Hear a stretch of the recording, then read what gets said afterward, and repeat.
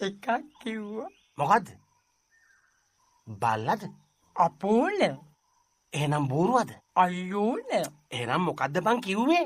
හරකා මේ හරකා හෝතම්බුවා නරියා. ඊයා නෑ. එහෙනම් මොකද්ද කිව්වේ? වඳුරා. අයිසවා ළඟින් ගියා. ඈ? ළඟින් ගියා කියලා කිව්වේ වඳුරා කියලා නෙමෙයිද කිව්වේ? නෑ රිලව කියලා. රිලව?